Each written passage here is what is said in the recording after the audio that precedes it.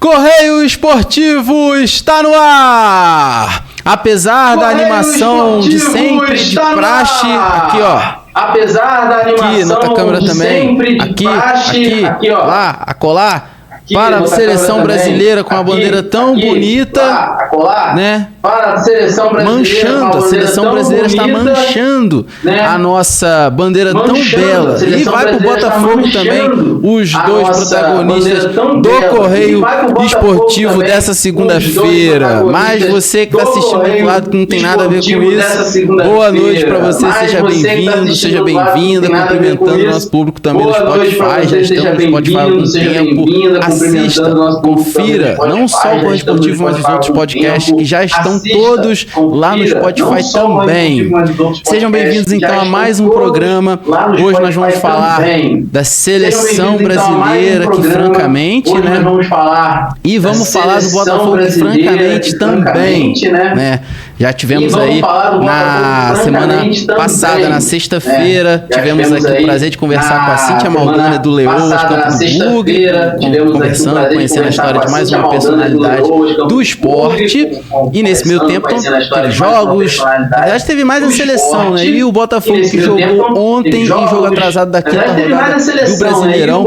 E esses são os assuntos dessa segunda-feira. Mas para que o programa não seja só essa caixa de ferramentas aberta, vamos aqui mudar de câmera e falar de coisa boa, mencionar o Jarcãs que se aproxima, mês de abril agora, Jarcãs em Laranjeiras do Sul, então atenção, público, principalmente, né, a nossa audiência que reside em Laranjeiras, vamos ter muito esporte na nossa cidade esse mês, Jarcãs se aproxima, em breve aí todas as informações nas redes sociais aqui do Correio, do Jornal, os jogos que vão acontecer, os dias, horários, enfim, Jarcãs movimentando nossa cidade, sobretudo o esporte em Laranjeiras do Sul.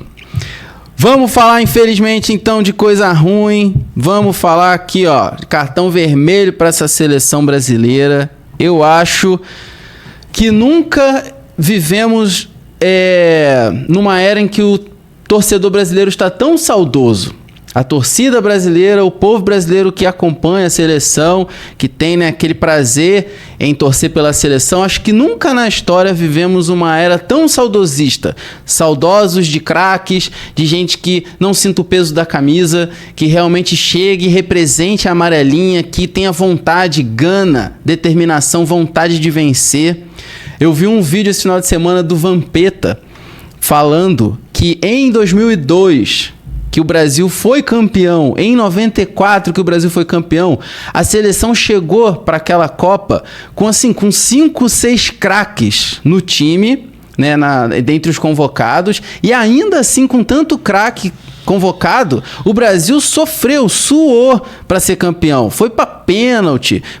Em 2002 não, mas em 94 foi para pênalti. Em 98 tinham craques dentre os convocados lá na seleção e foi para pênalti. Nós não temos. Imagina em 2026, onde a gente não tem esses 5, 6 craques, esses caras de ponta para representar a gente, o que vai acontecer? Eu acho que ninguém está crendo em... o povo brasileiro não está crendo em título da Copa do Mundo. A gente está vendo pelos amistosos aí, que é o que a gente vai comentar, né? O da França e o que já passou e o da Croácia, que vai acontecer amanhã. Enfim, o povo nunca esteve tão descrente, acho que, com a seleção. Para alguns jornalistas, comentaristas, nem na fase de grupo da Copa do Mundo vai passar. Vamos então, né, comentar esse amistoso entre Brasil e França que aconteceu na última quinta. O Brasil perdeu, era só um amistoso, mas esses jogos principalmente são os últimos compromissos da seleção antes da convocação definitiva para a Copa. Tem que ser tratado, então, com o devido, cara, é a última oportunidade para muitos aí demonstrar o trabalho, é a última oportunidade para o torcedor se sentir um pouco confiante e não é nada disso que está acontecendo. Brasil perdeu para a França que é uma velha pedra no sapato do Brasil, né? Temos aí histórico de confrontos decisivos, final de Copa do Mundo que perdemos para a França, 98, 2006 fomos eliminados para a França, enfim, um velho conhecido, e o Brasil perde esse amistoso com gols aí, então, do Mbappé, que fez aquele golaço de cavadinha, né, na saída ali do... Acho que foi o Ederson que estava de titular, né, nesse amistoso. Aos 31 do primeiro tempo, com o companheiro Dembélé se aproveitando do erro de passe brasileiro. E o Etiquet ampliando aos 19 do segundo. O Bremer com a defesa modificada para a partida, até diminuiu o placar aos 32, em lance construído então com o Danilo, Casemiro e Luiz Henrique após cobrança de falta, mas não foi o suficiente para mudar o placar. Brasil perde nesse amistoso para a França. Lendo aqui sobre o Luiz Henrique, comentário que eu preciso pontuar, né? O Vini Júnior decepcionando com a camisa da seleção. Muitos aí comentaristas falando, o Ancelotti está esperando mais o quê pro Vini Júnior esquentar o banco, como se diz na gíria do futebol. Não tem coragem de tirar o Vinícius Júnior? O Luiz Henrique, campeão da Libertadores aí com o Botafogo. Todos já... Primeiros comentários, quando eu vi assim que o jogo acabou, eu vi só o primeiro tempo ali ao vivo, mas os primeiros comentários eram: cara, Luiz Henrique entrou, mudou o jogo. Luiz Henrique não sente o peso da camisa. Estão esperando o quê pro Luiz Henrique titular para ontem? Enfim, então o Brasil perde esse amistoso para a França 2-1, penúltimo confronto da seleção antes da convocação para a Copa. E é nesse clima, sem nenhuma confiança por parte da torcida, que o Brasil se prepara para jogar esse amistoso então com a Croácia amanhã à noite. E informações dessa manhã de segunda, mudanças então, o Ancelotti está tentando promover para essa partida. O João Pedro e o Luiz Henrique são novidades, então atendendo aí talvez ao clamor do povo. E na verdade não só essas mudanças o Ancelotti promoveu nesses treinos do amistoso contra a França para cá. O Vinícius Júnior atuaria de volta pelo lado esquerdo, Marquinhos voltaria à zaga e o Luiz Henrique entrou no lugar do Rafinha. E só que também temos dúvidas no meio de campo e na lateral para essa partida com a Croácia. Mas o Ancelotti então montou a equipe no treinamento de ontem da seguinte forma, né? Com a seguinte escalação: Ederson, Ibanhas, Marquinhos, Léo Pereira e Douglas Santos, Casemiro e Danilo, Luiz Henrique, Matheus Cunha, João Pedro e Vini Júnior. O treinador então indicou internamente dúvidas na lateral e no meio de campo, conforme mencionei há pouco. Seleção brasileira então encara a Croácia às 21 horas de Brasília amanhã. E a convocação final para a Copa do Mundo já dia 18 de maio. Então tá muito próximo, tá bem perto essa convocação da seleção para a Copa. Ancelotti tem aí só a última oportunidade de promover mudanças, né? Ver se convence no último... O Brasil acho que ainda joga mais um amistoso contra Panamá no finalzinho de maio. Mas antes da convocação para a Copa é o último jogo. E o Ancelotti promovendo algumas mudanças. Marquinhos voltando, apesar de estar com dúvidas, estão no meio na lateral. O Luiz Henrique parece que ganhou uma oportunidade no time titular no treino de ontem. Vamos ver se ele começa esse amistoso com a Croácia de titular. Mas a seleção, assim, né? Comentaristas, jornalistas e craques, gênios da bola aí, ídolos da seleção, todos criticando muito essa seleção atual e o brasileiro cada vez mais saudosista, como eu comentei no início do programa. Vamos falar agora, né, de Brasileirão. Teve jogo atrasado aí da quinta rodada ontem para fechar a quinta rodada e o Atlético Paranaense massacrou, atropelou o Botafogo lá em Curitiba, lá na Arena da Baixada ontem à noite 4-1 e com essa vitória assumiu a segunda colocação lá na tabela. Destaque da partida do Viveiros, que abriu o placar logo no começo do jogo, jogada de velocidade. O Botafogo até empatou no final do primeiro tempo com o Edenilson, mas não foi suficiente também. E o Atlético tratou de reagir novamente, né, rapidamente com o Viveiros, fez o segundo dele na partida. O terceiro gol do Atlético foi do Aguirre e o Esquivel fechou o placar com um golaço de falta. O resultado manteve o Botafogo na zona de rebaixamento, 17º lugar, e o Atlético Paranaense com essa vitória foi para a vice-liderança. Assim como a caixa de ferramentas aberta para a seleção, cartão vermelho, muito vermelho e muitos cartões para o Botafogo. Como já vem comentando aqui, começa lá com erros, né? Os responsáveis lá, Textor, diretoria, o clube social, a SAF, ninguém se pronuncia, ninguém aparece. O Botafogo não tem ataque, não tem goleiro. Acho que acertou em demitir o Anselmi, mas está ainda sem técnico.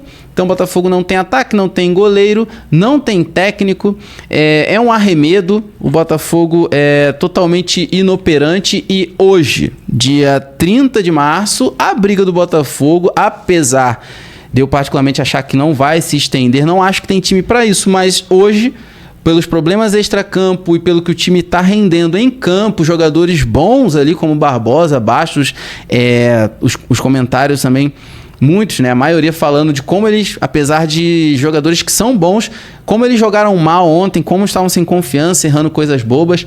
A briga do Botafogo hoje é para não cair. Já começa aquela contagem, famosa contagem dos 45 pontos para se permanecer, para o clube permanecer na Série A em 2027. Botafogo vivendo dias terríveis, muita confusão, muitos erros que estão refletindo em campo e vamos ver que técnico que chega, quem irá salvar, como dizia no Chapolin Colorado, quem poderá nos defender? Botafogo estão vivendo essa terrível fase, como eu bem coloquei agora no começo.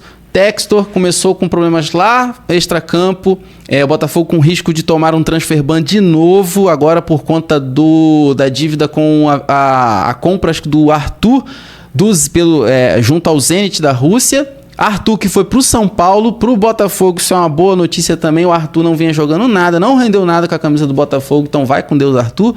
E vamos ver o que acontece com o Botafogo, cena dos próximos capítulos.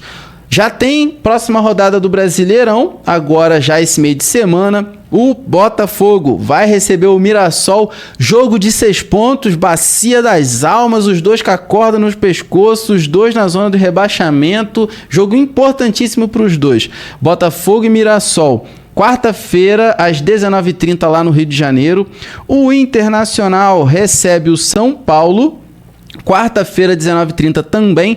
Cruzeiro e Vitória na quarta, às 20 horas. Bahia e o Atlético Paranaense que venceu o Botafogo na quarta, também às 8 horas. Coritiba e o Vasco, quarta-feira, 20h30. O Vasco que está numa boa fase demais, né? Renato Gaúcho arrumou lá legal as coisas em São Januário.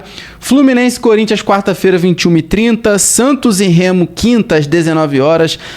Chapecoense e Atlético Mineiro, quinta, 19 horas. Palmeiras e Grêmio, quinta, às 21h30. E fechando a rodada, Bragantino e Flamengo, quinta-feira também, dia 2 de abril, às 21h30, lá em Bragança Paulista. Esse foi o Correio Esportivo dessa segunda-feira. Apesar de curto, muita coisa para comentar, muita análise, muita crítica à seleção, ao Botafogo e também, para não ficar só nessa energia, entre aspas, negativa, falamos aí já desse Jacante que se aproxima, que vai chegar aqui em Laranjeiras, e também passamos a 9ª rodada do Brasileirão. Lembrando que tem times que ainda tem jogos atrasados, tem time já que tem 7 jogos ainda, o Botafogo estava com 2 jogos a menos, jogou um agora, estava atrasado, o Botafogo tem mais um atrasado, acho que o Bahia ou o Flamengo, se eu não me engano, também tem jogo atrasado do Brasileiro, e vamos seguindo até ter a pausa para a Copa, vamos ver o que vai acontecer no nosso Brasileirão. Em breve, claro, vamos estar trazendo aqui mais assuntos sobre Libertadores, Copa do Brasil, Sul-Americana e muito mais. Lembrando que temos no próximo programa mais um Papo de Torcedor, que por sinal eu gravo hoje, nessa segunda-feira. Eu vou receber aqui uma gremista, assim como eu conversei com a Emily Doré sobre o Corinthians, nós vamos receber aqui uma gremista para falar da sua história, da sua relação, seu amor, seus dias bons e ruins com o Grêmio. Não perca, gravação hoje, programa vai ao ar na próxima segunda-feira, dia 6 de abril, Papo de Torcedor, o segundo episódio desse quadro aqui novo do Correio Esportivo. Sexta-feira não temos programa, então respeita aí a Sexta-feira Santa. Eu te vejo na segunda-feira que vem com o Papo de Torcedor e com mais um Correio Esportivo. Boa semana para todos, fiquem com Deus e até lá. Valeu, galera!